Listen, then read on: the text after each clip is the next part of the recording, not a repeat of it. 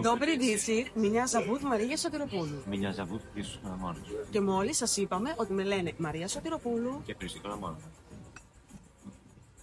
Πιστεύετε ότι η ρώσικη γλώσσα είναι δύσκολη? Όμως εμείς θα σας αποδείξουμε το αντίθετο.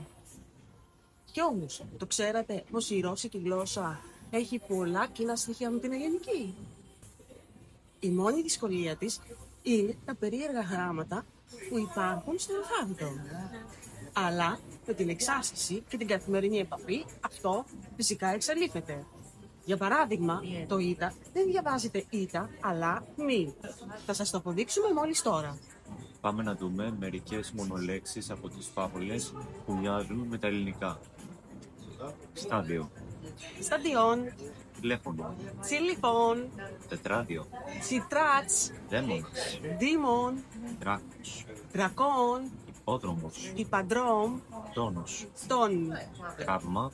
τραύμα, Ιστορία. ιστορία, Και κλίμα. κλίματ. Συνεχίζουμε με άλλες 10 λέξεις. Πάμε. Τραγωδία, Τραγέδια.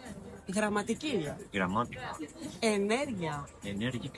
επιδημία, Επιδέμια. εποχή, Επόχα. κωμικός, Κόμι.